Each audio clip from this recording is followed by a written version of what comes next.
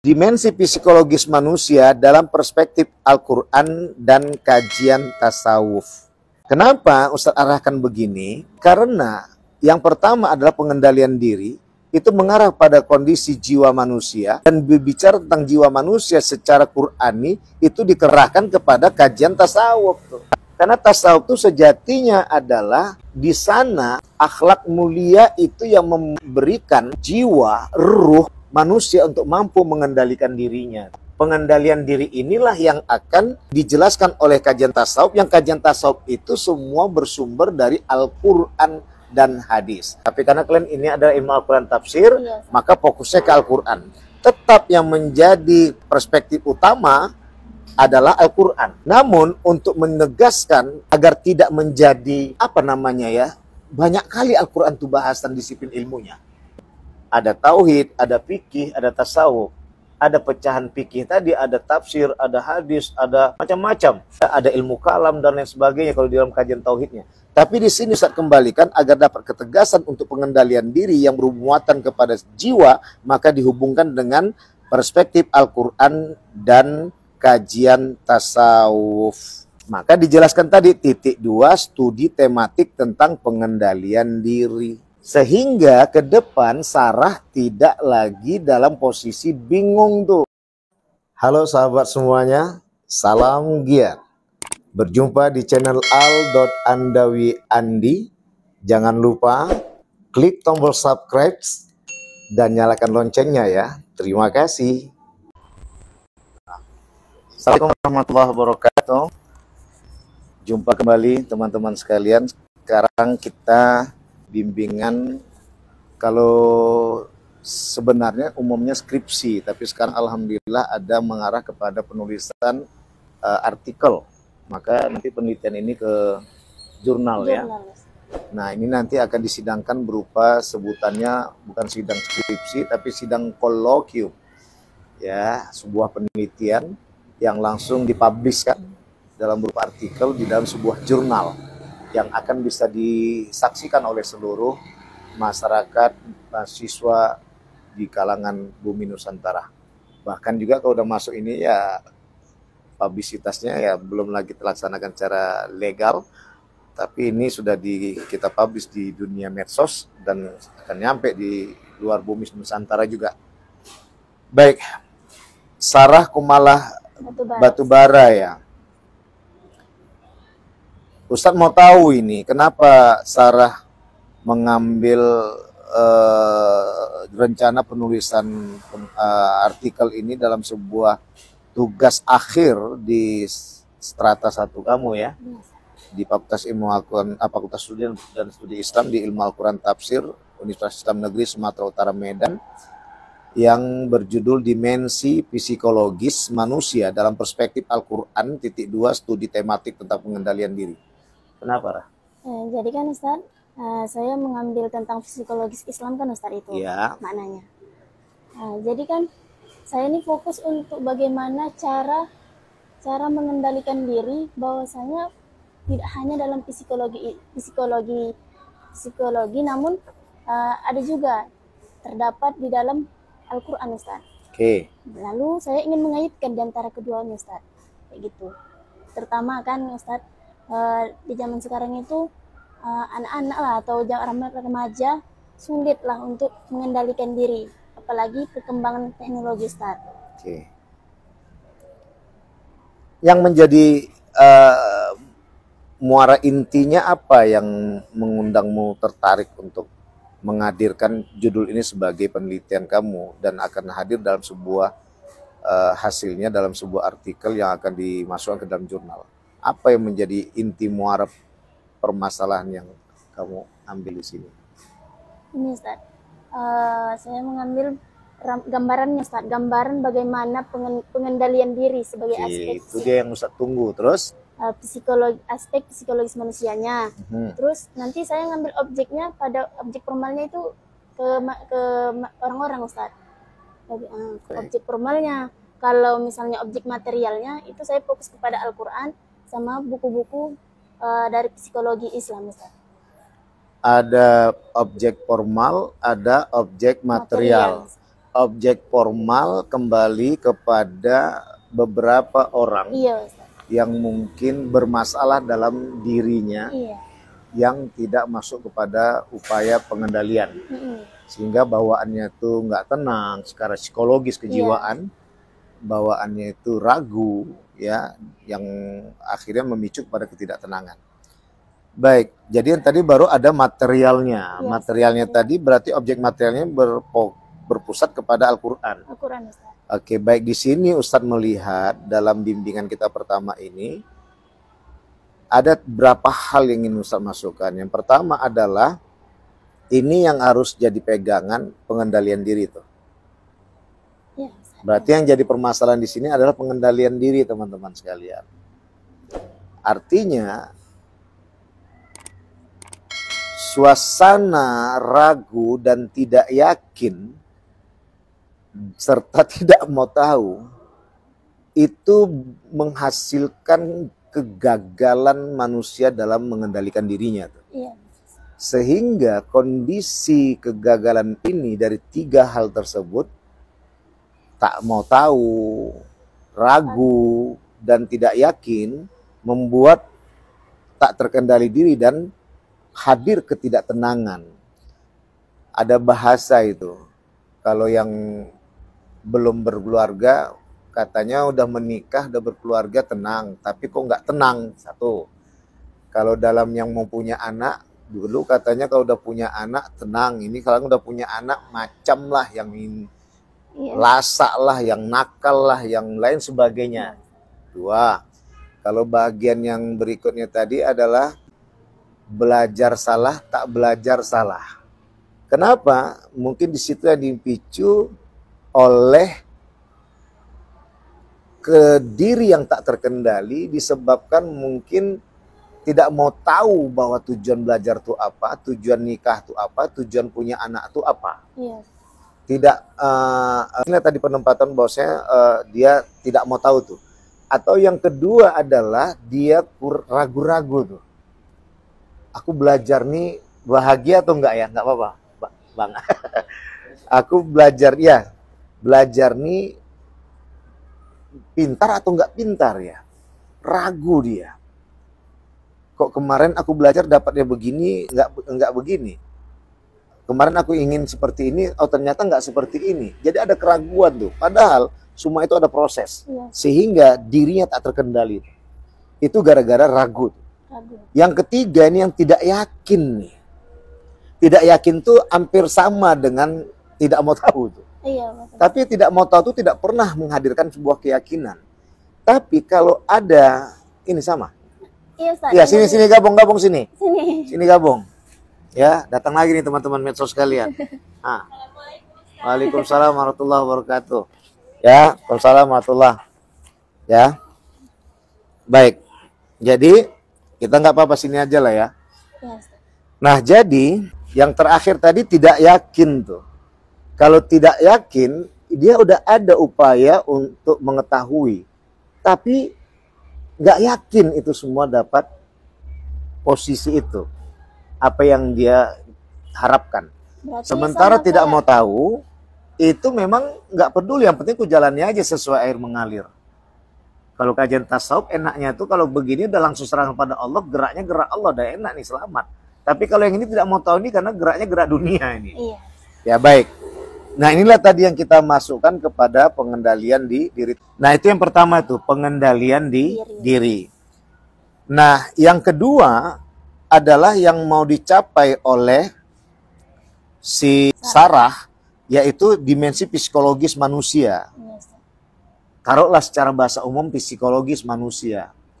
Tapi boleh aja Ustadz masukkan kepada multidisiplin tuh. Tapi nggak di sini nanti. Memang arahnya kembali kepada psikologis manusia dalam perspektif Al-Quran, ya kan? Tapi Ustadz tegaskan dalam perspektif Al-Quran ini dan kajian tasawuf. Berarti ada penambahan dalam bidang Di sini, apa, Ustaz? ya bukan dalam kurung, dimensi psikologis manusia dalam perspektif Al-Quran dan kajian tasawuf. Kenapa Ustadz arahkan begini? Karena yang pertama adalah pengendalian diri, itu mengarah pada kondisi jiwa manusia, dan berbicara tentang jiwa manusia secara Qur'ani itu dikerahkan kepada kajian tasawuf tuh. Karena tasawuf itu sejatinya adalah di sana akhlak mulia itu yang memberikan jiwa, ruh manusia untuk mampu mengendalikan dirinya. Pengendalian diri inilah yang akan dijelaskan oleh kajian tasawuf, yang kajian tasawuf itu semua bersumber dari Al-Quran dan hadis. Tapi karena kalian ini adalah ilmu Al-Quran tafsir, maka fokusnya ke Al-Quran. Tetap yang menjadi perspektif utama adalah Al-Quran. Namun untuk menegaskan agar tidak menjadi banyak kali Al-Quran itu bahasan disiplin ilmunya. Ada tauhid, ada fikih, ada tasawuf, ada pecahan fikih tadi, ada tafsir, ada hadis, ada macam-macam. Ya, ada ilmu kalam dan lain sebagainya kalau di dalam kajian tauhidnya. Tapi di sini Ustaz kembalikan agar dapat ketegasan untuk pengendalian diri yang bermuatan kepada jiwa, maka dihubungkan dengan perspektif Al-Quran dan kajian tasawuf.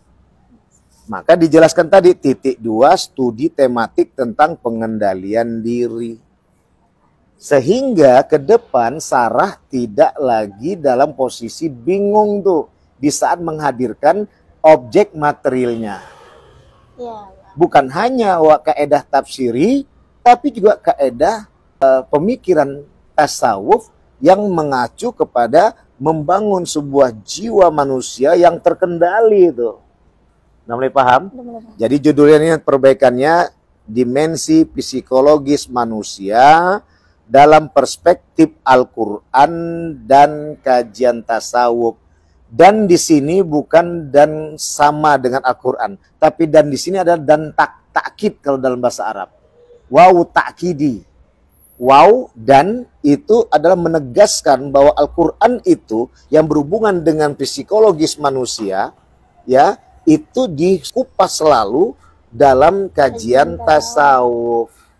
Kalau fikih itu dalam upaya pemahaman tuh. Upaya pemahaman itu masih dalam perspektif lahiri. Bagaimana batinin itu bukan ranahnya fikih. Tapi kalau batini itu ranahnya tasawuf. Karena psikologi manusia ini kajian umum, makanya Al-Quran menjelaskan, walaupun ada orang membuat psikologi Islam, tapi yang lebih monoton dalam pengendalian diri itu adalah tasawuf. Udah, ini untuk judul artikel penelitian tugas akhir mendapat strata 1 buat Sarah. Iya. Nah, yang terakhir adalah Sarah harus mengumpulkan latar belakang masalah yang terjadi di objek formil tadi. Tadi Ustaz katakan tadi dari tak tahu, tak mau tahu, ragu dan tidak yakin. Nah, inilah yang memicu kepada diri yang tak terkendali. Membuat suasana jiwa dalam posisi gusah-gusuh. Nah, bagaimana agar ini bisa terkendali, jiwa tadi dapat tenang, maka masuk kepada ranah yang dijelaskan oleh Al-Quran dan ditegaskan oleh kajian tasawuf. Gitu teman-teman sekalian. Selesai Sarah punya. Siapa lagi yang lain? Ini bimbingan ya teman-teman sekalian ya. Enak jadi dosen gini nih, disenangi nih kalangan mahasiswa, apalagi mahasiswi. Enggak, cuman canda. Silakan. Ini Ustaz, kalau judul Ana. Baik, ini Siti Nur Wahyuningsi. Ya, Ustaz.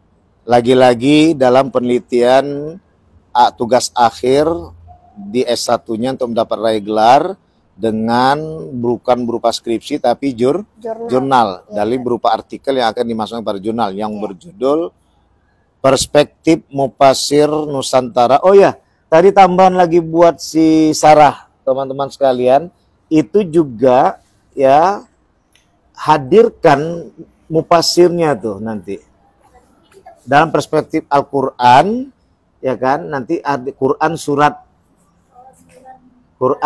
apa gitu ya, tafsir apa gitu, baru dan kajian tasawuf ya. Jadi jelas kalau tidak kita hadirkan teman-teman sekalian, teman-teman medsos, Kalau tidak kita hadirkan di situ adanya surat dan ayat, kemudian tafsir yang digunakan, ini akan susah untuk memperoleh hasil yang memadai itu.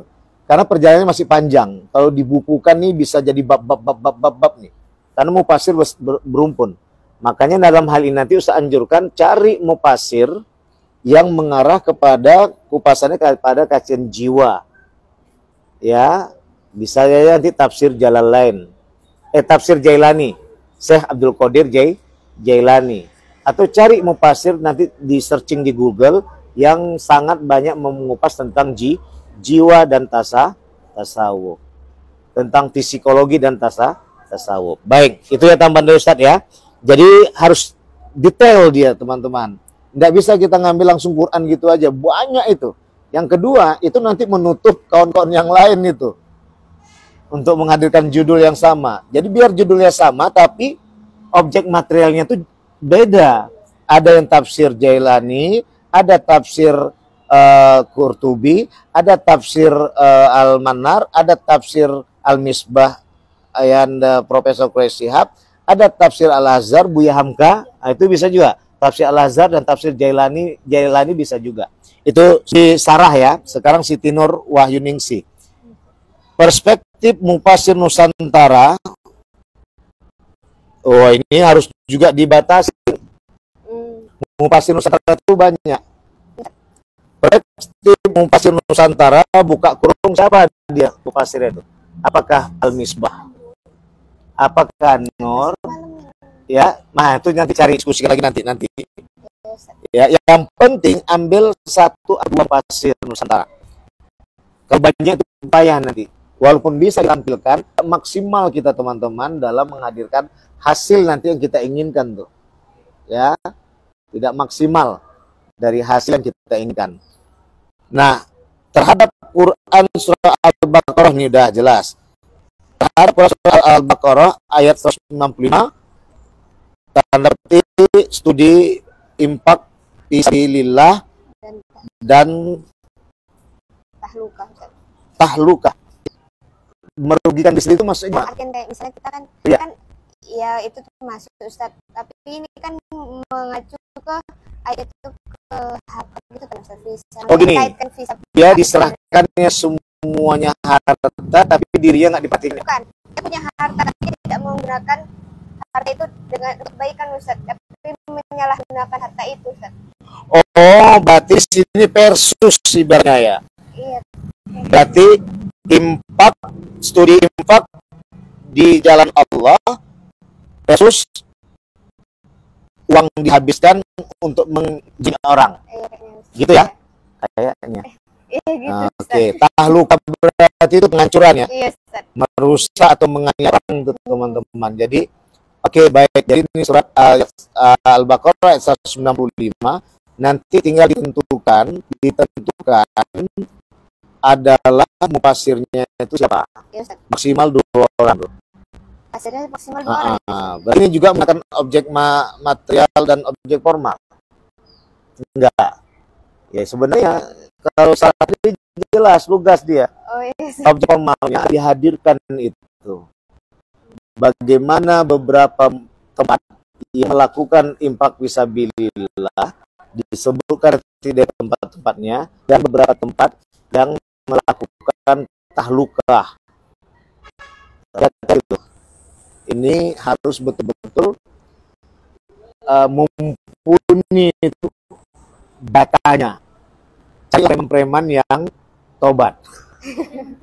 Jadi kalau preman-preman tobat ini insya Allah akan memberikan tuh bocoran bahwa dulu dia pernah melakukan tahlukah itu. Dia punya uang banyak tapi ya gunakan ini. Aku ada uang 10 ikan, singkirkan kawan. Itu waktu itu. Ini yang saya rasakan safety datanya. Tapi kalau si Tino sendiri khawatir kamu di orang nanti. Itu ya, karena ini data harus betul-betul valid. Ini kamu menggunakan objek formal tadi, dan ini memang objek formal nih. Tapi kalau memang hanya menggunakan objek material, hanya mengandalkan mufasir, maka bukalah dia secara kualitatif ansih tunggal. Jadi studi perpustakaan. Objek formalnya hanyalah satu. Objek formalnya yaitu masuk kepada bagian perpustakaan. Kalau informasi apa tadi ya, itu ada dua. Yang satu adalah perpustakaan, yang satu lagi adalah langsung melihat yang orang-orang yang dalam posisi tidak tahu, ragu dan tidak yakin, sehingga kondisi kendali dirinya tidak ada. Nah, sedang objek material itu yang mendukung. Kalau dalam penelitian objek material itu mendukung. Ini tadi, maaf teman-teman sos tadi ada buru-buru, saya lupa saya menjelaskan. Dalam sebuah penelitian ada dua objek formal, objek material. Objek formal itu sekarang lagi heboh nih dalam dunia kolokium tuh kalau sidang akal AS1. Objek formal yang dalam dunia artikel hadir kadang dua itu. Yang pertama adalah bisa di perpustakaan. Yang kedua adalah langsung ke lapangan. Digabungkan itu. Perpustakaan ini menjadi pedoman. Nanti disandingkan dengan kenyataan yang ada di lapangan. Itu ya. Sedangkan objek material adalah faktor pendukung. Siapa dia? Tokoh mufasir yang di luar yang kita tentukan itu membahas tentang pengendalian psikologi manusia. Ya, tafsir ini membicarakan. Tapi kan kita fokuskan dua orang untuk maksimal. Rupanya ada mufasir lain. Itu objek material. Dan terakhir ini adalah buku-buku dan jurnal yang mengupas dan membahas tentang pengendalian diri dan psikologi manusia. Tapi hanya tulisan salah lah yang tadi yang ada tentang kajian tasawuf di Al-Quran surat sekian. Ya, perspektif Al-Quran, buka kurung tafsir Al-Azhar dan tafsir Jailani, tutup kurung Quran surat ayat sekian. Dan kajian tasawuf. Maka di bahasan nanti di situ ada tasawuf apakah akhlaki atau tasawuf falsafi. Ambil aja tasawuf akhlaki, kan itu adalah pengendalian diri. Ya, buka kurung tasawuf akhlaki. Jadi paham ya? Jadi apa tadi judul awalnya? Psikologis manusia dalam perspektif Al-Quran surat bla bla bla ayat bla bla bla buka kurung tafsir Al-Azhar atau dan tafsir Jailani, atau pilih di antara dua ini. Karena yang tahu Ustadz yang berbicara tentang jiwa berkaitan dengan perilaku itu Al-Azhar, dan karena itu pakar-pakar tasawuf Nusantara. Al-Azhar itu Buya Hamka, ada tasawuf modernnya. Kemudian Jailani itu memang cicitnya Rasulullah, Syekh Abdul Qadir Jailani. Sama Ustadz ada tafsirnya lengkap, tapi nggak mau Ustadz kasih pinjam. Ya, itu ya. Baik, sekarang kepada Siti Nur Wahyuningsi. Maka Siti Nur Wahyuningsi, Ustadz mau nanya, kamu mau fokus perpustakaan atau mau ditambah dengan lapangan? Perpustakaan. Baik, kalau udah mau perpustakaan, maka objek formal yang digunakan adalah tentukan siapa mufasir Nusantara itu. Oh, yes. Karena ini berhubungan dengan sabilillah dan tahlukah, tentulah ditarik mufasir-mufasir yang sangat sering mengupas tentang amaliyah. Dalam fikih itu ada muamalah namanya, ya. Paham ya? Cari, Ustaz kasih bebas, tapi ingat, nanti dilacak di dalam Google searching mufasir Nusantara yang masih jarang dibahas. Terjebaknya adik-adik dalam menulis skripsi, apalagi sekarang ini akan dipublish yaitu jurnal, artikel, ya, yang disidangkan dalam berupa kolokium. Kalau skripsi itu adalah sidang skripsi alias munakosa, ya, itu karena apa? Mufasirnya itu sudah pernah dibahas tuh. Meskipun Quran surat yang kita kupas itu belum dibahas, tapi kan akhir kita mau kepingin tuh mengenalkan kepada teman-teman mahasiswa yang lainnya dan memberi kontribusi kepada mereka agar dapat membahas ke depannya dalam judul yang berbeda dengan tokoh yang sama. Gitu ya? Yes. Paham ya? Studi impak fisabilillah dan tahlukah.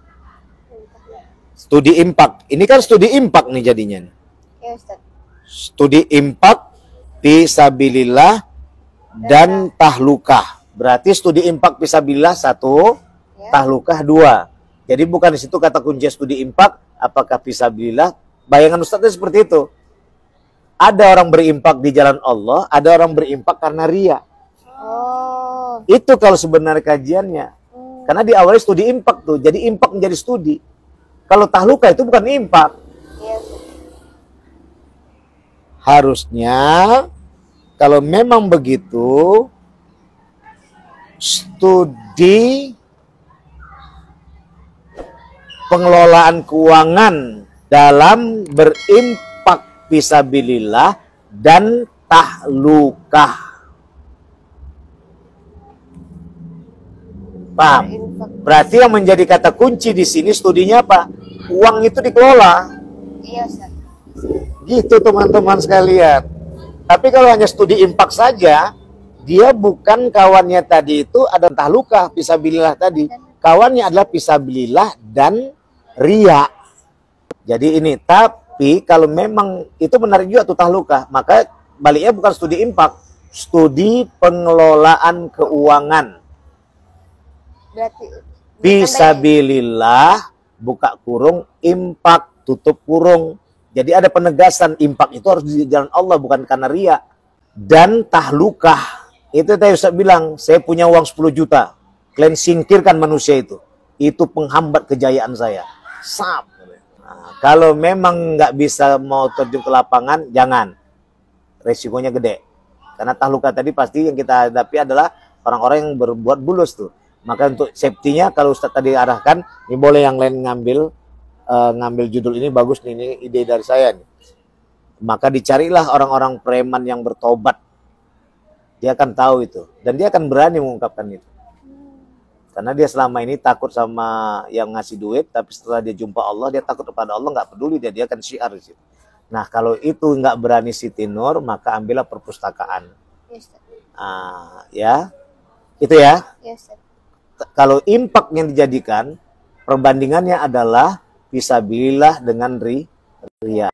Tapi kalau pengelolaan keuangan disebutkan, itu bisa dikategorikan kepada dalam berimpak di jalan Allah dan tahlukah, buka kurung, mengeluarkan uang untuk menghancurkan orang lain atau menzolimi orang lain, tutup kurung. Gitu, jelas dia. Bisa dipahami? Yes, Ustaz. Jadi masukan buat Siti Nur, paparkan tokoh tafsir Nusataranya maksimal 2 orang. Yes, Ustaz. Yang kedua juga buat Sarah berdua sama Siti Nur, ambil tokoh pasir, tokoh tafsir yang jarang dibahas oleh orang. Yes. Jailani, Syekh Abdul Qadir Jailani, Asy-Syaikh, itu jarang dibahas orang. Kalau nggak percaya ketik di TikTok, ketik di beberapa di YouTube, ketik di Facebook. Ya, ketika tagar itu kita buat kan nggak keluar itu, karena belum dibahas orang. Tapi kalau udah nanti sering dibahas, maka keluarlah deh tafsir Jailani, tafsir Jailani, tafsir Jailani. Kalau Al-Azhar udah keluar itu, tafsir Al-Azhar, tambah lagi ada Universitas Al-Azhar. Gitu ya? Yes, Ustaz. Udah selesai? Sudah, Ustaz. Oke. Baik, terima kasih teman-teman sekalian. Ini tadi bimbingan buat adik-adik, agak sedikit tergesa-gesa sih, karena ada kegiatan lain yang mau kita lakukan. Mudah-mudahan bermanfaat. Ada pertanyaan? Jadi kan Ustadz, itu nanti kami buat latar belakang masalahnya. Hah? Latar belakang masalahnya nanti. Terus tujuan, rumusan masalahnya. Oke, untuk kepada itu nanti bisa di YouTube Ustadz dibuka. Berarti belum pernah main ke YouTube Ustadz ya? Dan subscribe aja. Nanti tengok bagaimana cara buat latar belakang masalah. Bagaimana menjumpai abstrak. Hidupnya dalam melakukan penelitian, 2 hal yang harus dikuasai. Yang pertama abstrak, yang kedua latar belakang masalah. Yang pertama latar belakang masalah, yang kedua adalah abstrak. Bisa kebalikannya. Ya, latar belakang masalah di situ dipaparkan dan nanti baru disimpulkan dengan abstrak. maka nanti jalanlah semua sampai ke bab akhir. Ya, paham, Ustaz. Permasalahannya yang selalu muncul selama ini, abstrak itu belakangan. Nggak masalah besar, tapi menjadi penghambat itu ketidakselarasan penelitian kita. Nanti kalau udah kita buat abstrak itu di awal, tinggal diperbaiki sedikit aja ketika sudah hasilnya mentok. Walaupun abstrak tadi adalah sebagai perwakilan untuk menjelaskan penelitian kita dari lembaran pertama sampai akhir. Namun untuk memicu kepada jalannya, lancarnya dalam sebuah penelitian dan penulisan artikel serta skripsi adalah dengan memulakan kita latar belakang masalahnya. Yang kedua adalah abstraknya, abstrak sementara bahasanya.